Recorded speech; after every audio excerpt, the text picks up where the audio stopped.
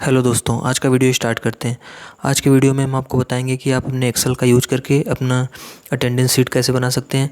मतलब जैसे अगर आप किसी भी स्कूल में वर्क कर रहे हैं या फिर आप कहीं भी ऑफिस में हैं या फिर कहीं भी अगर आप रिसेप्शन का वर्क कर रहे हैं या फिर कोई भी आप वर्क कर रहे हैं तो उसमें आप अटेंडेंस शीट बनाना जानते हैं, ज़रूरी है। क्योंकि देख सकते हैं हर जगह आपका अटेंडेंस शीट ज़रूर बनता है सभी का एब्सेंट और प्रेजेंट काउंट करने के लिए। तो चलिए आज की इस वीडियो में हम आपको यही बताएंगे कि हम अपना अटेंडेंस शीट कैसे बना सकते हैं। मतलब अपने वर्क के लिए हम कहीं भी अटेंडेंस शीट बनाकर कैसे यूज़ कर सकते हैं। क्योंकि अटेंडेंस शीट में बस मेन एब्सेंट और प्रेजेंट होता है, बाकी और जो डिटेल रहेगा वो हम आपको डिटेल में बताएंगे कैसे कैसे क्या क्या भरना है। तो चलिए उसके लिए सबसे पहले हम यहाँ से स्टार्ट बटन पर क्लिक कर लेते हैं। इस पर क्लिक करने के बाद यहाँ से हमें अपना एक्सेल ओपन कर लेना होगा। एक्सेल हम अपना ओपन कर लेते हैं। एक्सेल ओपन करने के बाद यहाँ से सबसे पहले ब्लैंक वर्कबुक पे क्लिक करेंगे। ब्लैंक वर्कबुक हमने ले लिया। उसके बाद यहाँ पर सबसे पहले तो इसका साइज़ छोटा है, इसको हम थोड़ा सा जूम कर लेते हैं। जूम करने के लिए डायरेक्ट भी आप जूम कर सकते हैं या तो नीचे यहाँ से देखेंगे प्लस का ऑप्शन दिख रहा है, इस पर क्लिक करके आपको जूम कर लेना होगा। अब जूम करने के बाद जैसे मान लीजिए यहाँ पर आप रोल नंबर लिखना चाहते हैं या फिर नाम वगैरह कुछ भी लिखना चाहते हैं, या फिर जैसे कहीं ऑफिस में अगर स्कूल का आप बना रहे हैं तो वहाँ पर रोल नंबर होता है, या फिर आप कहीं ऑफिस का बना रहे हैं तो वहाँ इनरोलमेंट नंबर होता है। मतलब सबका अलग अलग नंबर होता है। यहाँ पर मान लीजिए हमने स्कूल के हिसाब से बनाकर यहाँ पर रोल नंबर दे दिया। यहाँ पर हमने पहले वाले में रोल नंबर लिख दिया। फिर यहाँ पर हम दूसरे वाले में लिख लेते हैं उसका स्टूडेंट नेम, तो यहाँ पर हम स्टूडेंट नेम लिख देंगे। फिर उसके बाद यहाँ पर हम तीसरे वाले में लिख लेते हैं सबसे पहले। जैसे मान लीजिए आपको एक्सेल में एक चीज़ पता होगा, जैसे यहाँ पर हमने 1 लिखा है, फिर नीचे उसके हमने 2 लिख दिया। अब उसके बाद दोनों को सिलेक्ट करके जैसे ही हम यहाँ पर ड्रैग करते हैं ऑटोमेटिक पूरा नंबरिंग आ जाता है। कुछ इसी तरीके का यूज करके आप यहाँ पर संडे मंडे में भी कर सकते हैं। जैसे मान लीजिए यहाँ पर हमने लिख दिया संडे। संडे को मान लीजिए छुट्टी रहता है तो हम संडे को छोड़कर यहाँ पर डायरेक्ट लिख रहे हैं मंडे, क्योंकि संडे को तो आपको पता ही है कि वहाँ ऑब्सेंट रहता ही है सब में। तो यहाँ पर हमने सबसे पहले मंडे लिख लिया। अब मंडे लिखने के बाद इसके आगे का हमें डे देना है, तो यहाँ से इस पर हम क्लिक करके यहाँ से उसके बाद ऐसे ड्रैग करते चले जाएंगे। देख सकते हैं यहाँ पर आपका डायरेक्ट पूरा डे लिख कर आ गया। यहाँ से मान लीजिए हमने सैटरडे तक का बना लिया, सैटरडे तक छोड़ देंगे, देखेंगे ऑटोमेटिक वो बन जाएगा। फिर यहाँ जगह कम पड़ रहा है तो इस पर डबल क्लिक करके इसका साइज़ हम बड़ा कर लें सेल का। कुछ इस तरीके से हमने बड़ा कर लिया। फिर उसके बाद अब यहाँ पर हम निकालेंगे टोटल प्रेजेंट, तो यहाँ पर हमने लिख लिया टोटल प्रेजेंट लिख लेंगे। फिर उसके बाद वाले में यहाँ पर हम निकालेंगे टोटल एब्सेंट, तो यहाँ पर हमने फिर से लिख लिया टोटल यहाँ पर एब्सेंट। मतलब पहले वाले में निकालेंगे टोटल प्रेजेंट कितने हैं, फिर दूसरे वाले में निकालेंगे टोटल एब्सेंट कितना है। अब यहाँ से इसको हम थोड़ा हाईलाइट करना है तो इसको पूरे को सिलेक्ट करके यहाँ से हम बोल्ड कर देते हैं। बोल्ड करने के बाद इसको सेंटर कर दे रहे हैं। अब सेंटर करने के बाद इसमें थोड़ा सा और जगह कर दें, जैसे थोड़ा सा जो नज़दीक जो दिख रहा है वो उसको और दूर दूर करके थोड़ा सा स्पेस दे देते हैं। कुछ इस तरीके से ऊपर का हेडिंग बन गया। फिर इसको हम फिर से सिलेक्ट करके थोड़ा सा अलग कलर दे देते हैं, जैसे यहाँ पर हमने इस कलर को दे दिया। फिर अब यहाँ पर हमें उन लोगों को नंबर लिखना है। जैसे मान लीजिए हमारा पहला नंबर स्टार्ट है 101 से, फिर यहाँ पर 102 दे दिए। फिर उसके बाद सेम यही नंबर सब में लगाना है, तो हम यहाँ से इस पर क्लिक करके जहाँ तक लगाना है नंबर हम ड्रैग कर देंगे, ऑटोमेटिक सभी में नंबर आ जाएगा। मान लीजिए हमें 5 सेल तक ही नंबर देना है। फिर यहाँ पर अलग अलग लोगों का नाम लिख लेना होगा। जैसे मान लीजिए हम यहाँ पर सबका अलग अलग नाम लिख लेते हैं। फिर उसके बाद आप मतलब जितना जिसका इसका आप यहाँ पर करना चाहते हैं ऐसे भी आप एम्प्लॉय का या फिर किसी भी नेम लिख सकते हैं। जैसे हमने यहाँ पर स्टूडेंट का बना के रखा है, तो यहाँ पर हम स्टूडेंट का नाम लिख रहे हैं। तो कुछ इस तरीके से आपको यहाँ पर जिसका भी नाम लिखना है आप सभी का नाम लिख सकते हैं।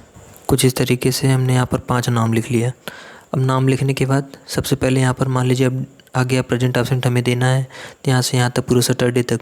तो सबसे पहले जैसे मान लीजिए हम पहले वाले में दे रहे हैं कैप्स लॉक यहाँ से चालू करके, मान लीजिए हम पहले उसका प्रेजेंट किए, फिर दूसरे में भी प्रेजेंट है, फिर यहाँ एब्सेंट है, फिर एक प्रेजेंट है, उसके बाद फिर यहाँ एब्सेंट है, फिर एक प्रेजेंट। इतना हो गया। फिर कुछ इस तरीके से आपको नीचे वाले में भी दे देना होगा। यहाँ से जैसे मतलब आप जिसको भी प्रेजेंट एब्सेंट जहाँ भी देना चाहते हैं आप कुछ इस तरीके से दे सकते हैं। कुछ इस तरीके से आपको सभी में भर देना होगा।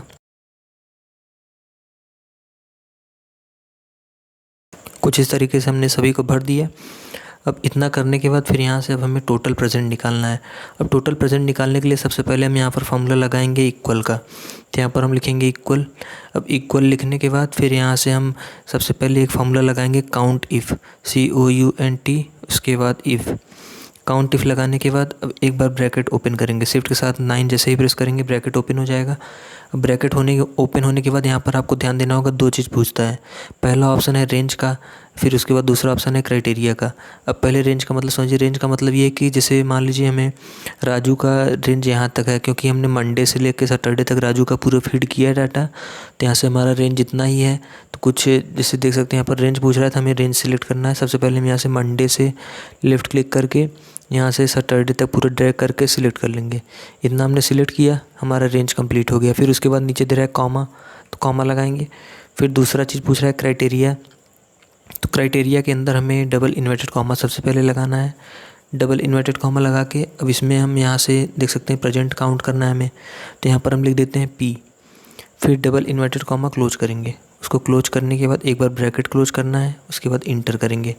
अब देख सकते हैं इसका हमें मतलब राज का टोटल एब्सेंट आ गया, टोटल प्रेजेंट आ गया, क्योंकि यहाँ पर हम प्रेजेंट निकाल रहे हैं ना। यहाँ से देख सकते हैं डबल क्लिक करके यहाँ से हमने प्रेजेंट निकाला है, इसका टोटल प्रेजेंट आ गया। अब यहाँ से गिन सकते हैं आप 1 2, फिर यहाँ 3 4, 2 एब्सेंट है। फिर यहाँ पर हम एब्सेंट का फॉर्मूला लगा के देख लेते हैं हमने सही लगाया या फिर गलत। तो यहाँ से एब्सेंट निकालेंगे तो पता चल जाएगा, 2 आना चाहिए। तो यहाँ से हमें एब्सेंट वाले में फॉर्मूला लगाना है। फिर से पहले लिखेंगे इक्वल, इक्वल लिखने के बाद फिर से लिख लेते हैं काउंट इफ़। यहाँ से काउंट इफ़ हमने लिख लिया। काउंट इफ़ लिखने के बाद फिर से आपको ब्रैकेट ओपन करना है। अब फिर से इसमें रेंज पूछ रहा है, तो आपको फिर से रेंज पहले सिलेक्ट कर लेना होगा। अब रेंज सिलेक्ट करते समय ध्यान देना होगा, आपको यहाँ से आगे का नंबर नहीं लेना है, सिर्फ जितने सेल में यहाँ से हमने दिया है प्रेजेंट और एब्सेंट, आपको उतना ही रेंज सिलेक्ट करना है बस। यहाँ से हमने इतना रेंज फिर से सिलेक्ट कर लिया। उसके बाद फिर से पूछ रहा है, यहाँ पर मतलब कॉमा बता रहा है तो कॉमा लगाएंगे। फिर दूसरा है क्राइटेरिया, फिर से इसमें क्राइटेरिया देना है, पहले हम लगाएंगे double inverted comma. Double inverted comma के अंदर अब मान लीजिए हमारा यहाँ से प्रेजेंट तो हमने काउंट कर लिया, अब एब्सेंट हमें काउंट करना है। एब्सेंट के लिए यहाँ पर हम लिखते हैं A, फिर डबल इन्वर्टेड कॉमा क्लोज करेंगे। उसको क्लोज करने के बाद अब ब्रैकेट क्लोज करना है, शिफ्ट के साथ 0 कर दिए, ब्रैकेट क्लोज हो गया। उसके बाद इंटर कर देंगे। देख सकते हैं कुछ इस तरीके से उसका एब्सेंट भी आ गया। फिर यहाँ से एक बार जल्दी से देख लेते हैं। जैसे मान लीजिए नीचे यहाँ इसका प्रेजेंट निकालना है, तो इक्वल COUNTIF काउंट इफ लगा के ब्रैकेट ओपन। फिर रेंज कह रहा है तो आपको रेंज सेलेक्ट कर लेना होगा। अब इसका रेंज चेंज हो जाएगा, क्योंकि जैसे अब दूसरे का डाटा हमें निकालना है तो उसका रेंज ऑटोमेटिक चेंज हो जाएगा। फिर रेंज चेंज करने के बाद फिर लगाएंगे कॉमा। कॉमा लगाने के बाद क्राइटेरिया पूछ रहा है तो डबल इन्वर्टेड कॉमा लगाना है। फिर यहाँ पर हम एब्सेंट प्रेजेंट निकालना है तो हम P लिखेंगे। फिर डबल इन्वर्टेड कॉमा क्लोज करके ब्रैकेट क्लोज करके इंटर कर देंगे। यहाँ से आ गया है। अब जैसे मान लीजिए हमें ये बार बार नहीं लगाना है, सभी में डायरेक्टली लगाना है। जैसे एक में फॉर्मूला लगा है, बस हम यहाँ पर लास्ट में ले जाएंगे। देखें कुछ इस तरीके से प्लस बन के आता है। प्लस बनने के बाद हम लेफ़्ट क्लिक करके नीचे तक ड्रैग कर देंगे तो ऑटोमेटिक वो पूरे में फॉर्मूला लगा देगा। सेम वही चीज़ हमें एब्सेंट में भी करना है, तो इस पर क्लिक किए। उस पर क्लिक करने के बाद फिर हम इसको नीचे की तरफ ऐसे ड्रैग कर देंगे। देखेंगे यहाँ पर हमारा टोटल एब्सेंट भी आ गया। कुछ इतना होने के बाद जैसे मान लीजिए हमें यहाँ पर काउंट करना है कि उसका प्रेजेंट कितना है। जैसे मान लीजिए यहाँ पर हमें टोटल काउंट करना है, टोटल इसमें सभी लोग प्रेजेंट कितने हुए हैं, एब्सेंट कितने हुए हैं। तो हम यहाँ पर डायरेक्ट फॉर्मूला लगाएंगे इक्वल सम ब्रैकेट ओपन। ब्रैकेट ओपन करने के बाद टोटल प्रेजेंट हमें काउंट करना है, तो इस पूरे को हमें सिलेक्ट करना होगा। यहाँ से यहाँ तक हमने सिलेक्ट कर लिया। सिलेक्ट करने के बाद ब्रैकेट क्लोज करके इंटर करेंगे। देख सकते हैं दिखा दिया 19 टोटल प्रेजेंट है। फिर उसके बाद यहाँ लगाएंगे इक्वल। इक्वल लगाने के बाद फिर से हम यहाँ पर लिखेंगे सम। सम लिखने के बाद फिर से ब्रैकेट ओपन करेंगे। उसके बाद टोटल एब्सेंट को भी हमने यहाँ से यहाँ तक सिलेक्ट कर लेना होगा। तो यहाँ से यहाँ तक हमने टोटल एब्सेंट को भी सिलेक्ट कर लिया। उसके बाद ब्रैकेट क्लोज करके इंटर करेंगे। देख सकते हैं यहाँ पर हमारा टोटल प्रेजेंट और टोटल एब्सेंट दिखा रहा है कितना कितना है। कुछ इस तरीके से हो गया। अब आपको सबसे पहले तो टेबल को थोड़ा अलग बनाने के लिए कलर चेंज कर लेना होगा। यहाँ से इसका कलर भी मान लीजिए चेंज करके हमने कुछ ये लगा दिया। फिर रोल नंबर को भी थोड़ा सा अलग करना है, तो रोल नंबर को भी सिलेक्ट करके यहाँ से कलर वगैरह चेंज कर लेंगे। क्योंकि कलर चेंज करने के बाद आपका डाटा थोड़ा अलग तरीके का दिखने लगता है, तो पता चलता है हाईलाइटेड। फिर उसके बाद यहाँ पर हम प्रेजेंट और एब्सेंट को अलग से सिलेक्ट कर लेते हैं। इसको अलग से सिलेक्ट करने के बाद फिर यहाँ से हम यहाँ से कलर वाले में जाके इसमें थोड़ा सा अलग कलर दे रहे हैं। जैसे मान लीजिए इसमें हमने कुछ इस तरीके से ये वाला कलर दे दिया, या फिर इसको और थोड़ा सा हल्का करना है तो यहाँ से हमने ये वाला कलर दे दिया। इतना करने के बाद अब जैसे मान लीजिए इसमें अब आप मेन एक चीज़ और कर सकते हैं, जैसे कि अभी तक हमने सिर्फ इसको नॉर्मली कलर किया है। यहाँ पर मान लीजिए हम चाहते हैं कि प्रेजेंट को हमें अलग हाईलाइट करके देखना है और जो एब्सेंट है उन्हें अलग हाईलाइट करके देखना है। मतलब प्रेजेंट को अलग देखना है और एब्सेंट को अलग अलग कलर से देखना है, ताकि सेल थोड़ा सा अच्छा लगे। मतलब ये थोड़ा सा अलग फॉर्मेट में दिखेगा तो सही लगेगा। अब उसके लिए सबसे पहले तो आपको पूरा डाटा सिलेक्ट कर लेना होगा। मतलब आपको यहाँ से ध्यान देना होगा होगा कि आपने जितना दूर तक यहाँ से मंडे से लेकर सैटरडे तक आपने प्रेजेंट एब्सेंट दिया है वो पूरा डाटा आपका सिलेक्ट होना चाहिए। तो यहाँ से डाटा हमको पहले सिलेक्ट कर लेना होगा। सिलेक्ट करने के बाद फिर से ऊपर जाएंगे तो आपको एक ऑप्शन दिख रहा होगा कंडीशनल फॉर्मेटिंग का। कंडीशनल फॉर्मेटिंग पर क्लिक करेंगे, फिर उसी में देखेंगे आपको एक पहला ऑप्शन मिल रहा होगा हाईलाइट सेल रूल्स।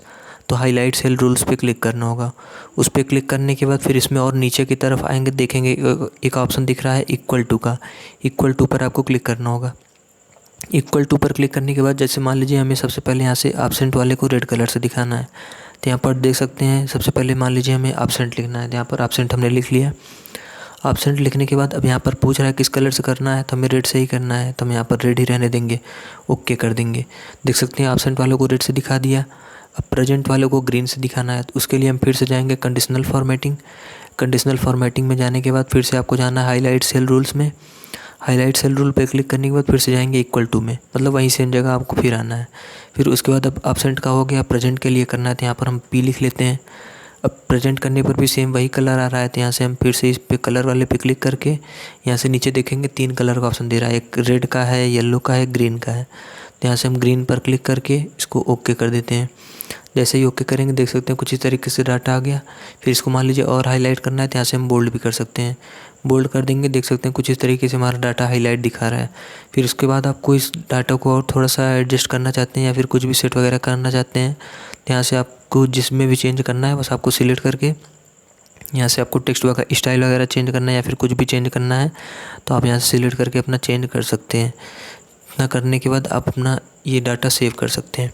कुछ इस तरीके से आप अपना टोटल एब्सेंट और प्रेजेंट काउंट कर सकते हैं कि अपने जो सीट बनाया उसमें सभी लोग कितनी एब्सेंट है कितने प्रेजेंट हैं। कुछ इस तरीके से आप ये काउंट कर सकते हैं। अगर मान लीजिए इसमें आप ऑटोमेटिक सीट बनाना चाहते हैं, ऑटोमेटिक सीट का मतलब ये है कि यहाँ पर हम प्रेजेंट एब्सेंट लिखें, ऑटोमेटिक यहाँ पर वो काउंट करता रहे कि कितना प्रेजेंट हो रहे हैं कितने एब्सेंट हो रहे हैं।